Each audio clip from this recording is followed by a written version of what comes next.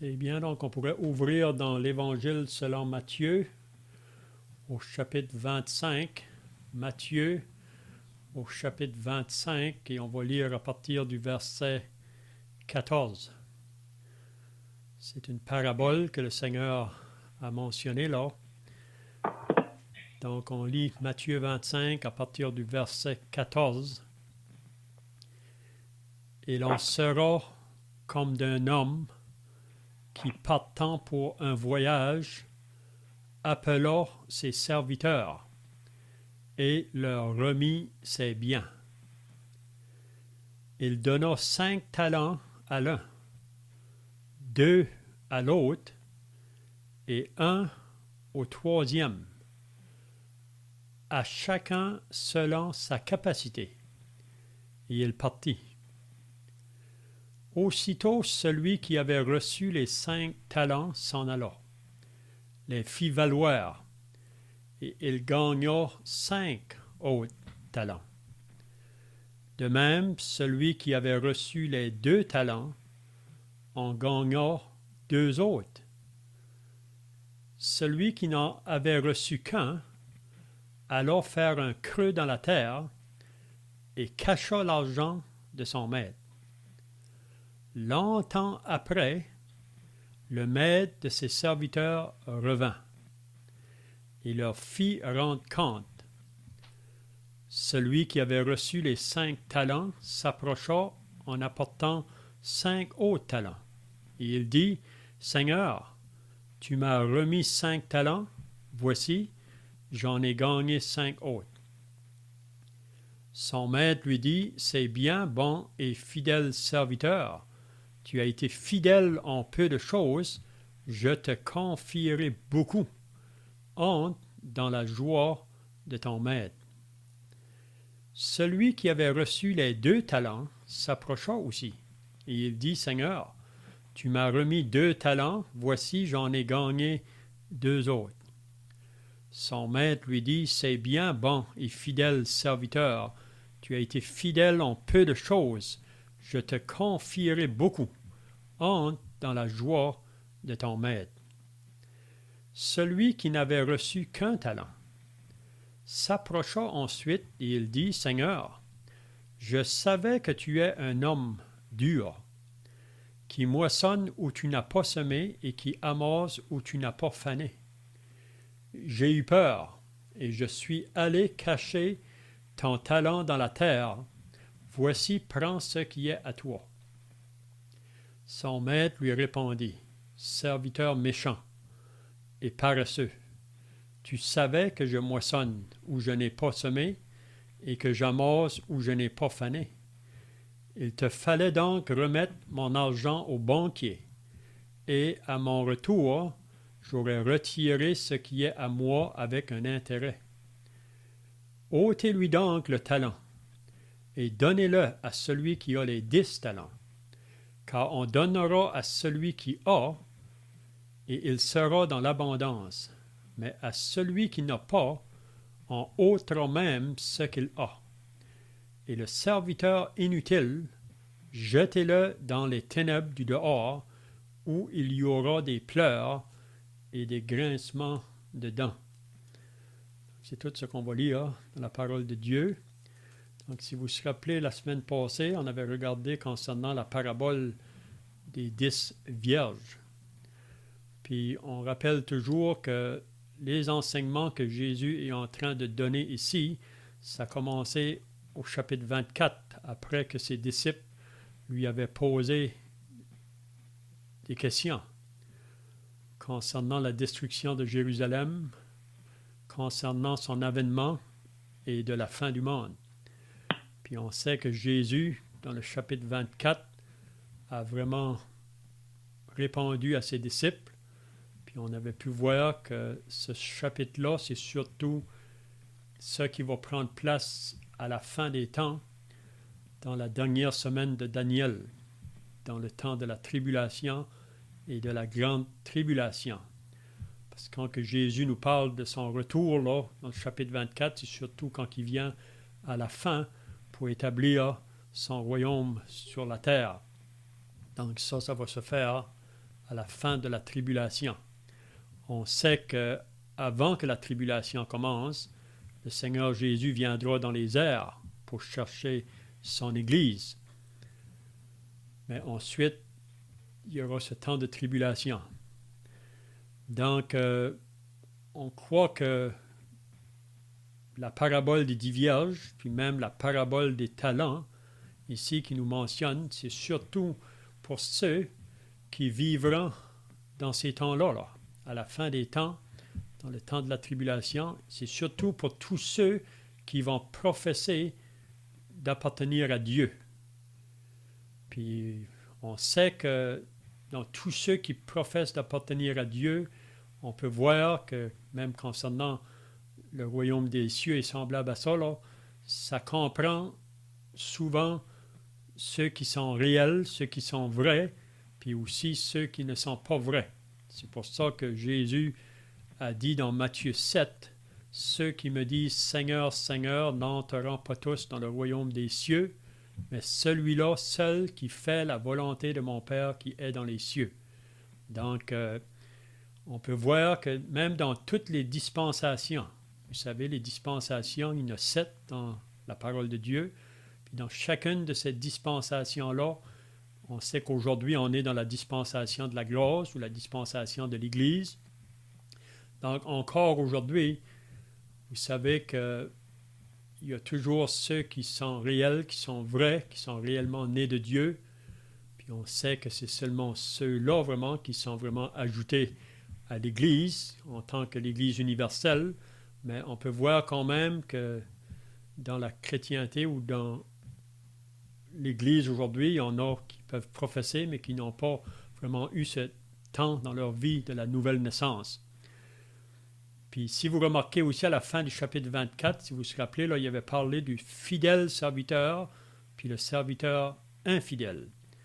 Donc, comme Jésus a dit, là, vous vous rappelez dans la parabole de l'ivraie et du blé, quand les disciples sont venus pour dire, est-ce qu'on devrait enlever l'ivraie? Il a dit non, laissez-les pousser jusqu'à la moisson, puis à la moisson, c'est là qu'on va faire le triage.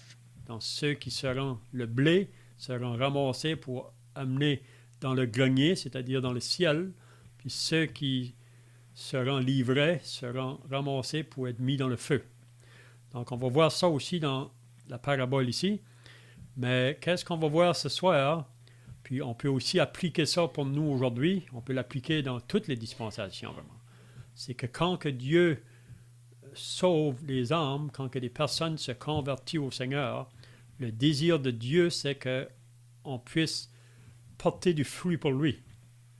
On est appelé à être ses serviteurs, puis Dieu veut que chacun de ceux qui professent lui appartenir, qu'on porte du fruit pour lui. On voit ça même dans Jean chapitre 15, quand que Jésus a dit « Je suis le vrai cep, mon Père est le vigneron, vous êtes les sarments. » Puis le désir du Seigneur, c'est qu'on puisse porter du fruit, beaucoup de fruits, plus de fruits.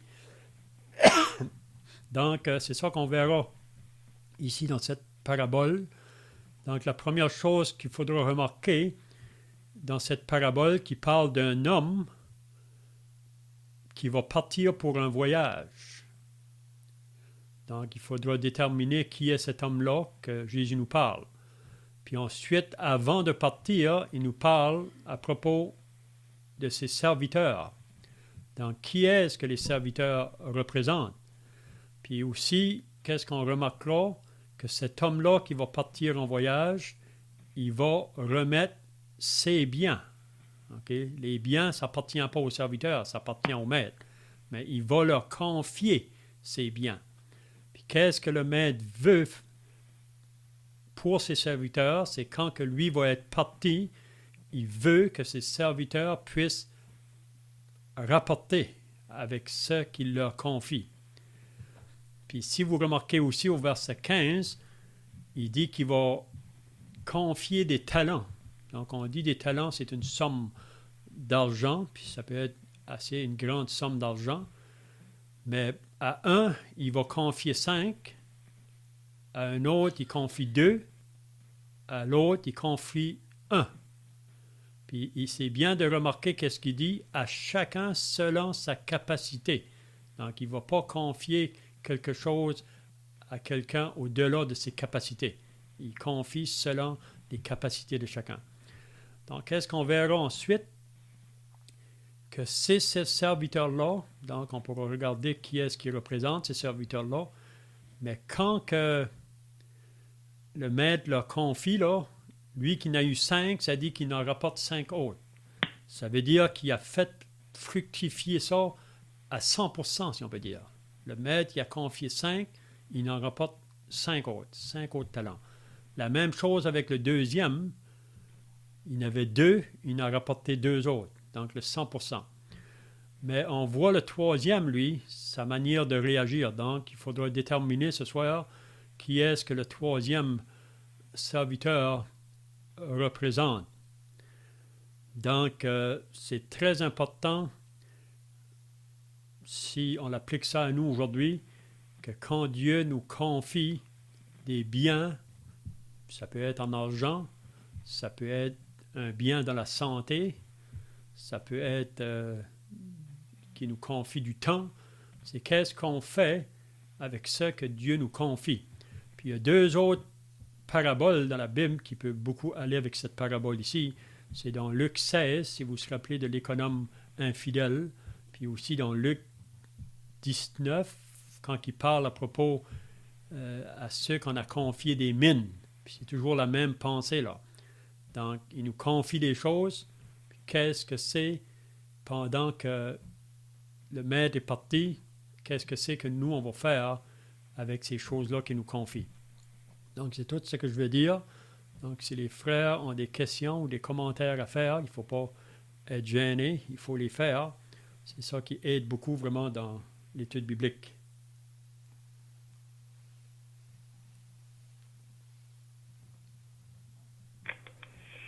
C'est on voit au verset 15, là, que cet homme n'a pas confié à toutes les 3, chacun 5 talents. Il a confié 5 à un, 2 à l'autre, puis un au troisième. Je pense, moi, que ça nous dit selon la capacité que ces personnes-là pourraient faire fructifier cet argent. Ben, c'est comme la même chose aujourd'hui. Le Seigneur connaît les personnes qui sont sauvées, puis il y a des personnes qui n'ont pas toutes la même capacité de travailler pour le Seigneur. Il y en a qui travaillent plus, il y en a qui travaillent moins, mais Dieu connaît, je pense, moi, que ses enfants qui peuvent travailler pour lui. C'est pour ça que cet homme-là, il a donné 5 à un, 2 à l'autre, puis 1 au troisième, parce qu'il connaissait, je pense, les capacités de ces hommes-là, ces serviteurs.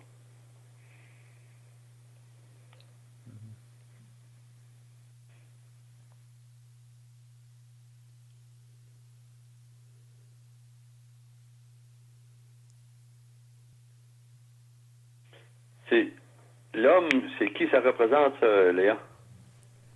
C'est ça la question que j'allais poser, là. Qui est-ce que l'homme représente ici, dans cette parabole?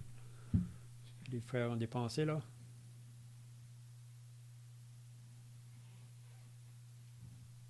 Ça peut-il représenter le Seigneur, cet l'homme? C'est ça. Pour moi, ça représente le Seigneur. Le Seigneur est venu la première fois. Il y a des personnes qui ont cru en lui, qui sont devenus ses serviteurs.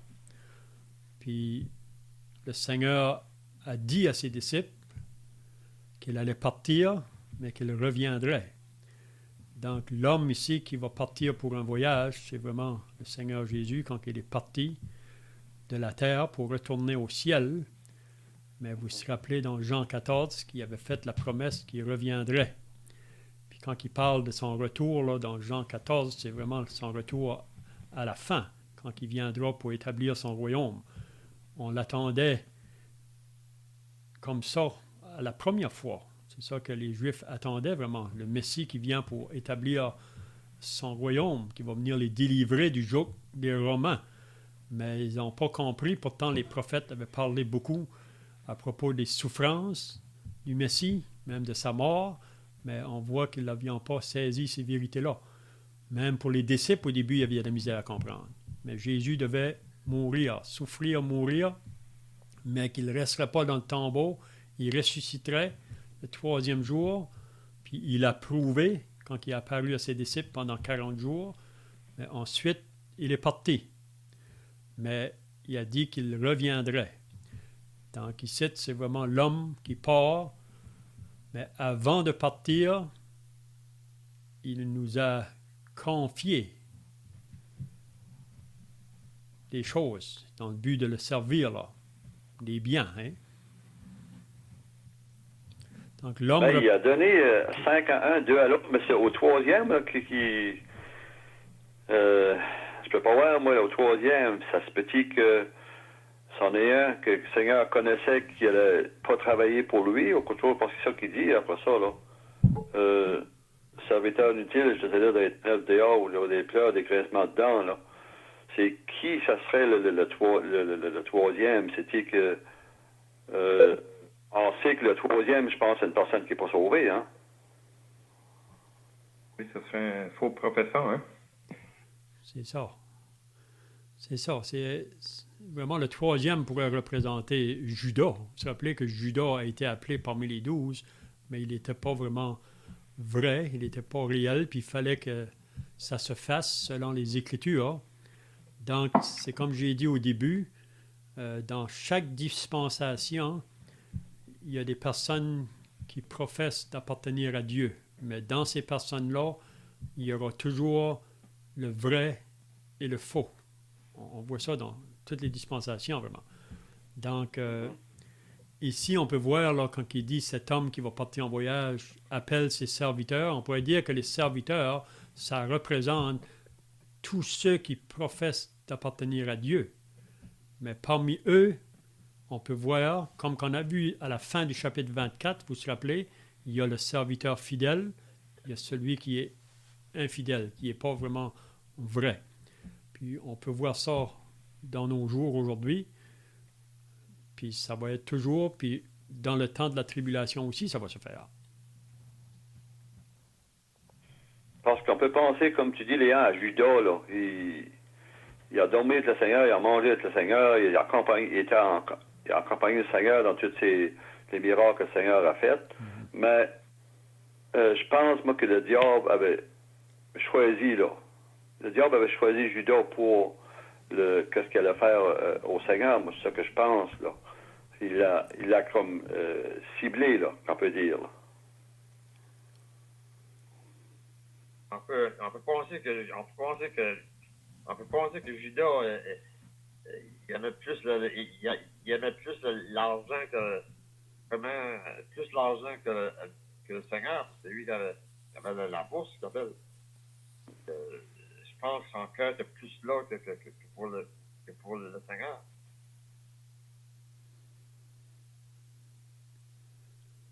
C'est ça. Donc, Judas, vraiment, c'est l'argent, vraiment.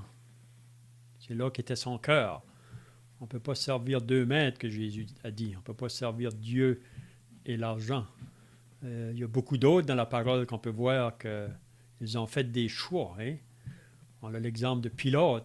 Pilate, il ne pouvait pas trouver de mal en Jésus, mais quand même, Pilate s'est laissé emporter par la foule parce qu'il voulait garder sa position comme gouverneur. Donc, sa position l'a empêché, si on peut dire, de prendre position pour Jésus. On peut voir aussi Hérode, qui vivait avec la femme de son frère. Vous savez qu'est-ce qu'il a fait, Hérode? Il a fait couper la tête de Jean-Baptiste. Donc, pour la femme qui vivait avec. Donc, chaque personne a quelque chose à quitter pour suivre le Seigneur.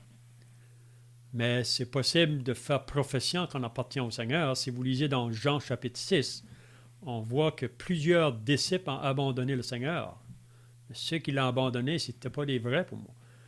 Parce qu'ils trouvaient que les paroles du Seigneur étaient trop dures. Ils ne pouvaient pas le comprendre. Donc, c'est possible de professer, mais de ne pas être vrai. Jésus l'a dit, comme on l'a dit au début, là, ceux qui me disent « Seigneur, Seigneur » n'entreront pas tous dans le royaume des cieux. Puis même qui dit que plusieurs en ce jour-là, au jour du jugement, Ils diront, Seigneur, on n'a-t-il pas prophétisé en ton nom? On a fait des miracles en ton nom, on a chassé des démons en ton nom. Jésus leur dira, je ne vous ai jamais connu. Éloignez-vous de moi, vous qui commettez l'iniquité. Donc, ils sont toujours associés au mal, au péché, mais ils ont le Seigneur dans leur bouche. Hein? Donc, ici, on peut voir ça, là. On peut penser dans le jardin de Gethsémani, quand les soldats ont venu chercher le Seigneur, là, les disciples qui étaient avec lui, ça nous dit qu'ils ont tous pris la fuite. Mais ça ne veut pas dire qu'ils ne t'ont pas sauvé et qu'ils n'aimaient pas le Seigneur. Là. Je pense qu'ils ont eu peur, pour leur vie, quelque chose de même. Là. Moi, je pense qu'ils avaient abandonné le Seigneur, c'est parce qu'ils craignaient. Ils craignaient pour leur vie, je pense. Oui, c'est ça, c'est plus la peur. Là. C'est comme Pierre qui a renié le Seigneur, c'est parce que c'était la crainte, la peur, mais on sait que par la suite, Pierre a été jusqu'à la mort pour le Seigneur.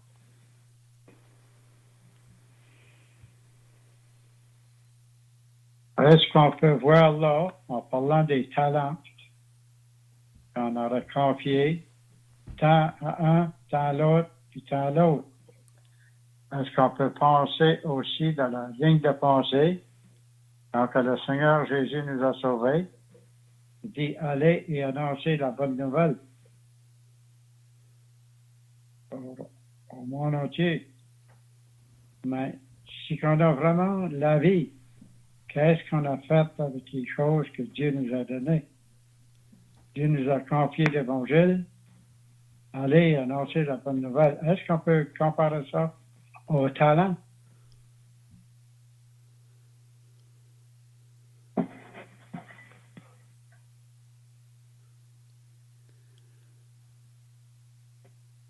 C'est ça, des talents, pour moi, c'est ici, si on prend dans la parabole, ça parle vraiment d'une somme d'argent que l'homme a confié à ses serviteurs, mais c'est toujours dans le but qu'il le rapporte pour lui, là, avec ce qu'il lui a confié. Donc, on pourrait faire une application que ça peut comprendre tous les biens que Dieu nous confie, qu'est-ce qu'on fait avec. Si Dieu m'a confié une maison, ou s'il m'a confié une voiture, ou s'il m'a confié de l'argent, ou s'il m'a confié, comme j'ai dit tout à l'heure, du temps, ou il m'a donné des capacités, qu'est-ce que je fais? Oui? Donc, est-ce qu'on utilise ça pour son œuvre? C'est ça qu'on est appelé. Vous savez, quelqu'un m'a dit l'autre jour, c'est pas avec beaucoup qu'on peut servir le Seigneur. On peut servir le Seigneur avec peu. Et parce que parfois, c'est ça que la personne me disait, là, parfois on dit, si j'avais plus, je servirais plus le Seigneur. Et si j'avais une plus grande maison, ou si j'avais plus d'argent, ou si j'avais une meilleure voiture, je servirais plus le Seigneur. Mais si on ne sert pas le Seigneur avec ce qu'on a présentement, avec ce qu'il nous confie présentement, même si on avait beaucoup, on ne va pas servir plus. On a vraiment l'exemple de ça dans Jean chapitre 6. Vous vous rappelez quand le Seigneur voulait nourrir la foule, là, puis Philippe, puis un autre des disciples, là, ils ne pouvaient pas voir comment est-ce que cela allait se faire. À la vue humaine, c'était impossible de nourrir toute cette foule. Mais vous vous rappelez qu'un jeune garçon se trouvait là avec 5 pains et 3 poissons, je pense, ou 2 poissons. Puis qu'est-ce qu'il a fait, le jeune garçon, avec son petit lunch? On ne pourrait pas penser qu'il pourrait nourrir toute cette foule-là. Mais en mettant ça dans les mains du Seigneur, le Seigneur l'a utilisé pour nourrir la foule. Donc, c'est vraiment la pensée pour moi. Dieu nous a sauvés, c'est dans le but qu'on le serve. Donc, avec les choses qu'il nous confie, est-ce qu'on est prêt à les mettre à sa disposition? Ça peut être pour l'œuvre de l'Évangile, comme qui a été mentionné, mais aussi pour être en aide avec nos frères et sœurs dans le besoin. Et on peut voir ça aussi à plusieurs places dans la parole. Hein? On peut penser à la femme qui avait mis 2 petites pièces d'argent dans le tronc. On peut penser aux personnes qui avaient venu et avaient mis beaucoup d'argent. Eux autres, c'est des personnes qui étaient moyens, elle avait le moyen pour l'en placer. Mais elle a tout donné. Les 2 petites pièces d'argent, elle a donné ça dans le tronc. Donc, C'est juste ça qu'elle avait pour vivre, puis elle l'a donné. C'est ça que le Seigneur appelle les chrétiens aujourd'hui, comme notre frère Léon a dit. Ce qu'on a, c'est le mettre à la disposition du Seigneur. On nous dit aussi que celui qui est fidèle dans les moins petites choses, que lui en confierait les plus grandes. Il peut parler dans les talents, dans l'Évangile, ainsi de suite. Si je ne suis pas fidèle dans les petites choses que le Seigneur va me donner, il ne me confiera pas plus. Êtes-vous d'accord avec ça? Le Seigneur connaît la capacité de chacun, je pense, moi. Il peut confier beaucoup à un, puis moins à l'autre, comme ici qu'on voit là, dans les talents. Donc, c'est selon notre capacité, je pense qu'on peut faire quelque chose pour le Seigneur. C'est ça, le Seigneur connaît les cœurs, il connaît nos motifs, pourquoi qu'on fait les choses, parce que même dans 1 Corinthiens 3, là, on sait qu'un jour, au tribunal de Christ, on va avoir à rendre compte vraiment avec ce que Dieu nous a confié. Mais dans les œuvres qu'on aura faites, est-ce que c'est des œuvres qui ont été faites selon la chair ou selon l'esprit? Vous savez qu'on a toujours la chair en nous qui peut faire des choses, mais au tribunal, est-ce que ça va être des choses qui ont été faites avec l'argent, l'or, les pierres précieuses, ou ça a été fait avec du foin, la paille ou du chaume? Donc, l'or, l'argent, les pierres précieuses, ça, c'est servir Dieu, si on peut dire, dans la sagesse de Dieu. Mais le foin, la paille et le chaume, ça, c'est vraiment servir Dieu selon la sagesse humaine. Donc, c'est vraiment à la fin que les choses vont compter, là. Et, donc, comme le frère a dit tout à l'heure, concernant d'être fidèle dans les petites choses, on lit ça dans Luc 16, c'est ça que Jésus a dit. Donc, on pourrait dire qu'avant que Dieu nous confie des grandes choses, ça va être souvent par des petites choses qu'il va commencer. Il commence avec des petites choses, puis si on est fidèle, il va confier plus. C'est la même pensée vraiment que si vous travaillez pour un employeur, oui, c'est ça. Donc, au travail, il va vous confier des tâches, puis si vous réussissez dans les petites tâches qu'il vous confie, il va vouloir vous en confier davantage. Donc, c'est un peu la même chose avec le Seigneur. Donc, un jour, au tribunal, vraiment, c'est là qu'il va déterminer la place qu'on occupera aussi dans son royaume. Donc, ça va dépendre de notre fidélité sur la terre comme croyants. Hein? On peut-tu dire que ça va être la distribution des couronnes, Léon, que le Seigneur va faire là, pour les chrétiens? Oui, c'est ça. Au tribunal de Christ, il mentionne, je pense qu'il y a 9 couronnes qui est mentionné dans le Nouveau Testament qui vont être données. Même qu'il dit qu'il va donner une couronne pour ceux qui souffrent patiemment.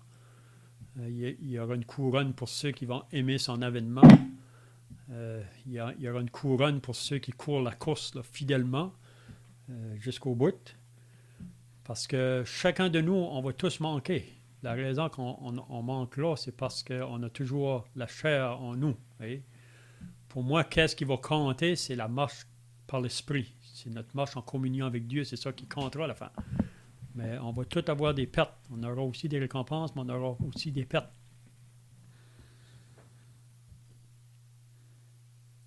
Mais ici, si on s'arrête encore là, si on amène ça pour ceux qui vont être sauvés dans la tribulation, donc là aussi, Dieu va confier là, à ces personnes-là. Il y a beaucoup qui seront sauvés dans la tribulation. À travers des messages des 144 000, il y a aussi les 2 témoins qu'on lit dans l'Apocalypse 11, puis aussi les anges qui vont parler là, dans le chapitre 14, qui vont donner le dernier message à l'humanité. Donc, pour ceux qui vont croire dans la tribulation, puis c'est vraiment à la fin, ceux qui ont vraiment rapporté pour le maître, c'est eux vraiment à la fin qui vont entrer dans le millénium. Mais pour ceux vraiment qui n'ont pas été des fidèles serviteurs, comme celui ici qui a eu le denier, mais qui ne l'a pas rapporté, puis on peut voir aussi ici la raison vraiment que cet homme-là n'était pas vraiment vrai. On peut voir là, avec les choses qu'il nous dit par la suite là.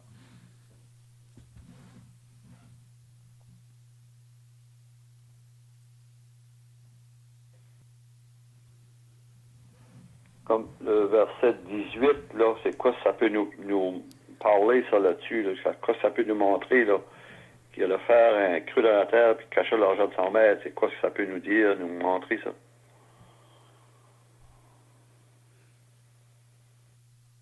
Ouais, pour moi, qu'est-ce qu'on peut voir là? Parce qu'à la fin, le maître l'a repris, là. Il dit, tu aurais dû mettre ça dans les mains du banquier pour que ça aurait pu porter de l'intérêt. Donc, on peut voir que cet homme ici, pour moi, il y a un peu le portrait de Judas.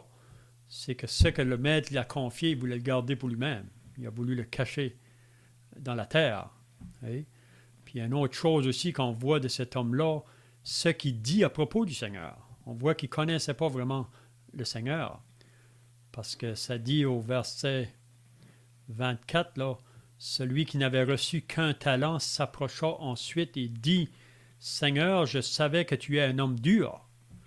Est-ce que le vrai croyant va dire que Jésus est dur ou le Seigneur est dur?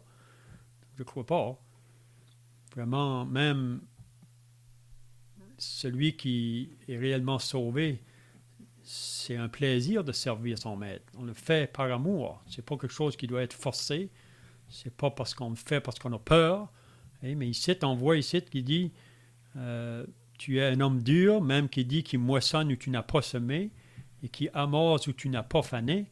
Pour moi, ça ne représente pas des bonnes paroles dites au Seigneur. Il dit, j'ai eu peur et je suis allé cacher ton talent dans la terre. Donc, on voit pour moi qu'il n'a pas vraiment compris qui était le Seigneur. Je ne sais pas si les frères ont d'autres pensées, là. Moi, je pense que c'est ça. Il n'a pas compris, comme Léon, tu dis, Léon, il n'a pas compris ce qu'était le Seigneur. Puis, moi, je pense qu'il ne voulait pas travailler pour lui, là.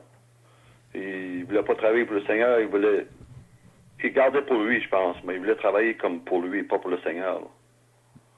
Il gardait pour ses intérêts, si on peut dire. Oui, c'est ça. Il voulait servir ses intérêts. C'est comme, je pensais à Judas, pareil, quand la femme a venu avec un vase d'albâtre, du parfum qu'elle a répandu sur les pieds du Seigneur. Là. Judas a pu dire, on leur a pu vendre ce parfum 300 deniers puis le donner aux pauvres, mais Judas se mettait pas en peine des pauvres. C'est parce qu'il tenait la bourse puis il était voleur. C'est pour ça qu'il avait dit ça. Là.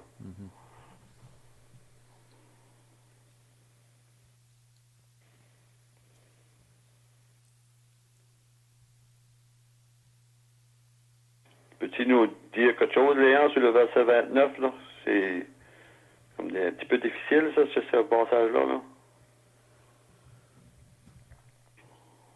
Oui, c'est l'idée, qu'est-ce qu'il dit là, qu'on va ôter à celui qui n'a pas rapporté vraiment, parce qu'il n'était pas vrai, il n'était pas fidèle, mais Dieu va prendre ce qui était à lui, puis va le donner à l'autre qui lui a rapporté. Parce que vraiment, comme j'ai dit au début, le Seigneur veut que chaque croyant porte du fruit pour lui. Il veut qu'on le serve et qu'on porte du fruit.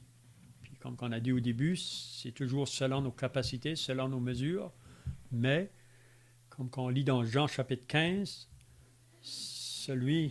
on sait que Jésus dit ça dans Jean 15, il dit...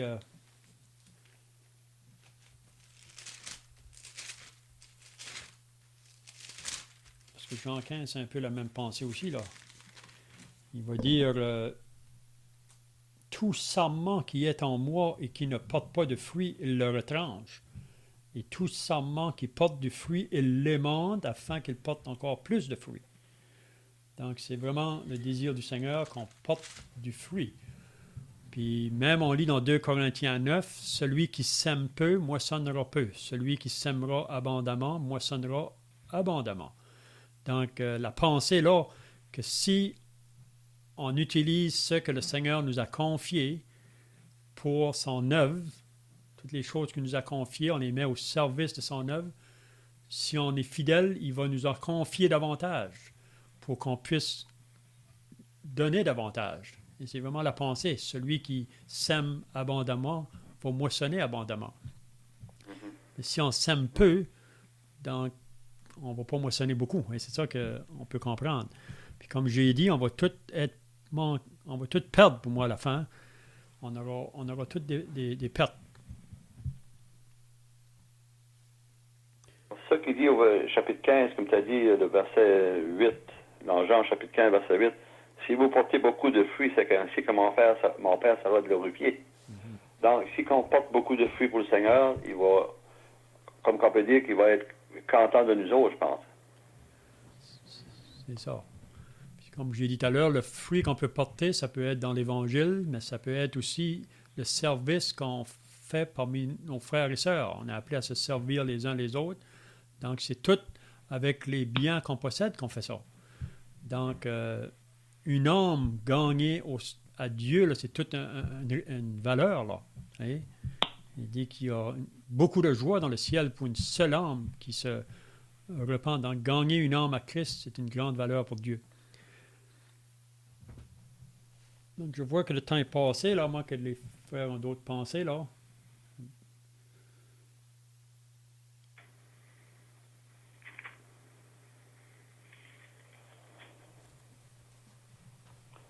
Quel verset qu'on va prendre la semaine prochaine, Léa? Oui, si vous avez d'autres pensées là, avec cette parabole-là à la fin, là, la parabole des talents, on pourra continuer, mais sinon, on pourra commencer au verset 31, concernant le jugement des nations.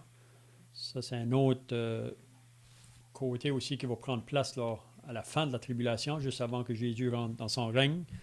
Puis aussi, on va voir beaucoup de vérités là qui vont nous faire comprendre même ce qu'on a vu à soir là. Père dans le ciel, on veut terminer en te remerciant, oh Dieu, pour ce soir, pensant ta parole qui va être ouverte. On veut te remercier pour les beaux passages qu'on a pu étudier. Et, oh Dieu, on veut te remercier pour ton Fils, le Seigneur Jésus-Christ. Il a tout donné à la croix du Calvaire pour nous. Et, oh Dieu, ce soir, nous pensons toutes les requêtes qui ont monté devant toi. Oh Dieu, que tu puisses encore sauver des âmes, parmi aussi nos familles, nos proches. On veut te remercier pour chacun de nous, tu as sauvé. Tu puisses encore nous garder ensemble. Tu puisses, oh Dieu, pourvoir par les besoins, pourvoir par les requêtes qui ont été mentionnées à ceux qui ne sont pas sauvés, oh Dieu, que tu pourrais encore attirer des âmes, tu pensant à l'évangile qui est prêché le dimanche soir et aussi le lundi soir, que tu puisses encore attirer des âmes. Oh Dieu, amène des personnes, oh Dieu, à écouter ton évangile. On veut le placer devant toi. Que tu puisses encore nous garder tous ensemble. Que tu puisses, oh Dieu, nous protéger pendant cette soirée. Nous garder, nous guider, oh Dieu. Nous montrer dans ta parole ce que tu veux pour nous. On veut te remercier d'être avec nous pendant cette soirée. Au nom du Seigneur Jésus-Christ. Amen.